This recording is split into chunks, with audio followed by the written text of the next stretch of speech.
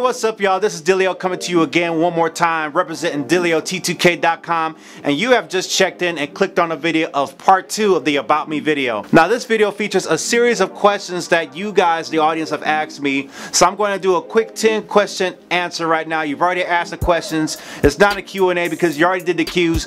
Now I'm doing the A. So let's start with question number 1. The first question is, who is my favorite singer? Now, my favorite singer might be someone that you've never heard of, but to me, I feel like no one can cut better vocals than he can. He has a lot of power and he has a lot of range, but he actually was a gospel singer. I don't know if you ever heard of the artist by the name of Tone. Now, in the early 2000s, Tone was a very big coming up gospel singer, and because of some of the lifestyle changes or some of the differences that maybe the gospel music industry had with Tone's lifestyle, as he announced that he was gay and stuff like that, a lot of people didn't really vibe with that, and so that whole community wasn't quite supportive for what I could see. And then he later on changed his name to B. Slade. But if you ever look him up, I mean, the guy has a lot of power in his vocals, and that's probably my favorite singer because I really haven't heard anybody sing as good as he does. And at the same time, he's not like a mainstream artist that you might have heard of. He's doing his things more on the independent side. But I have to say, probably favorite singer as far as skill, power, range, accuracy, and runs would probably be Tone, also known as B. Slade. Who is my favorite rapper? Well, my favorite rapper, if I were going to call one out right now, it would probably be Busta Rhymes. I grew up listening to him back in the late 90s with the whole woo-ha thing, the whole "Silly with my 9mm, what the Dillio." That's where I got Dillio from, was actually from that song lyric. And he was a pretty cool artist and still doing his thing today. I don't really gravitate to any artists or rappers right now. A lot of them are good, but if I had a favorite one, it would be Busta Rhymes, and before that was probably Fresh Prince. I loved Fresh Prince when it was the whole summertime thing, that whole era. I was a real big fan of that. Number 3, worst moment in music career history. That's a tough one to answer because if I think back about my whole music career, the only thing I'll probably change is doing sound in church. Now, I think I talked about that in the last About Me video. But even that, as bad as that experience was for me, it was not the worst moment in my music career. I don't think I really have a worst moment because I see all the low parts as maybe lessons or maybe something I can grow from.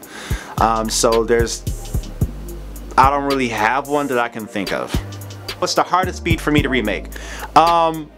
Thank you guys for checking out the beat remakes for one thing, and I guess the most difficult beat remakes I would have to say I remade so far, even though I'm about to retire that series, is probably the Michael Jackson stuff. The Michael Jackson stuff is probably the stuff that I want to make the most accurate, but there's so many nuances and layers in the production, especially during the Dangerous album, and a lot of his music is just so nuanced. There's so much going on, and so there's a lot of sounds that it's tough to recreate and make from those remakes, so it's really difficult. So I would say that's hard. You know, dubstep is kind of hard to do. I don't really got that down. I have to work on that. EDM, that's something I'm working on too as well, but I would say so far the hardest beats to remake is probably anything from Michael Jackson because it's so layered and so complicated.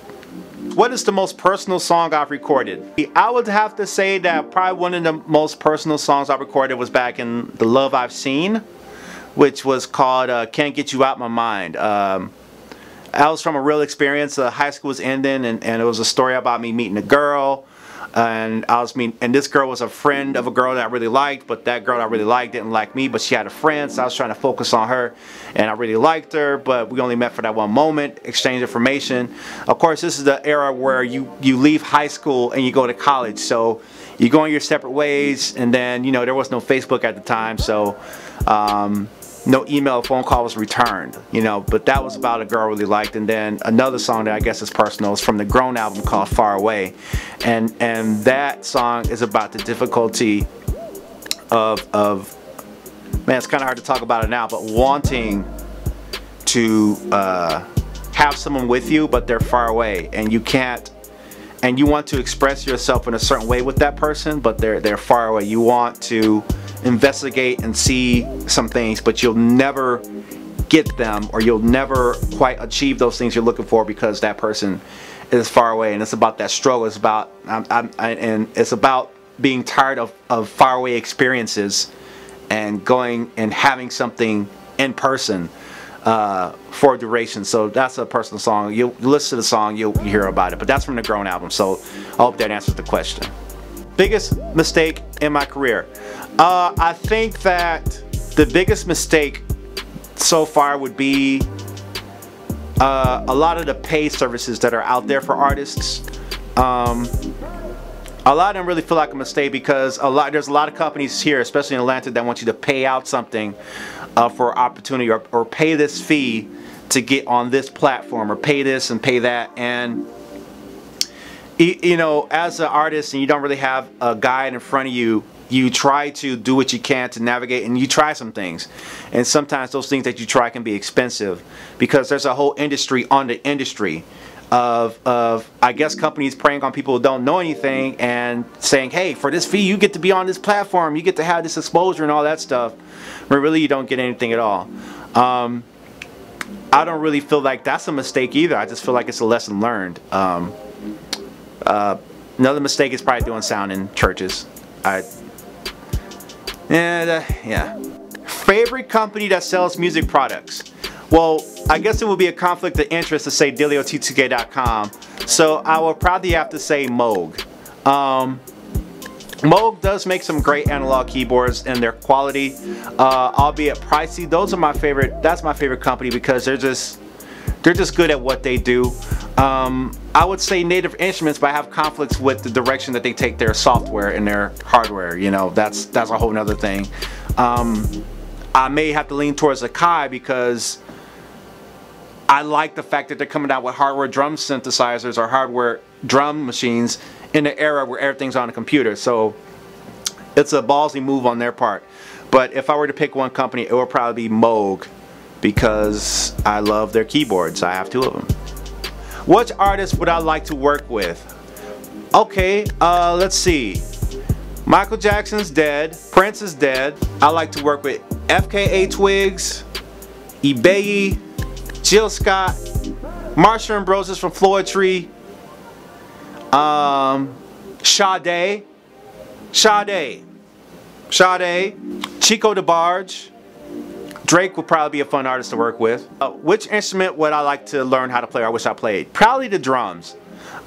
Because there's something about the drums in a live situation that really captivates an audience. Even though we have all this technology, we got, you know, MP3 players and digital turntables and all that stuff, but there's something about the drums. Now guitar, I don't wish I knew how to play that because I'm kind of messing with that now. But probably the drums would be a very cool thing to play. I already know how to play keyboard. I play that live. I gig with that. So that would answer the question right there. Alright guys, so those are the questions for this video right here. I thank you guys so much for asking the questions. If you have more questions, feel free to leave them in the comments below.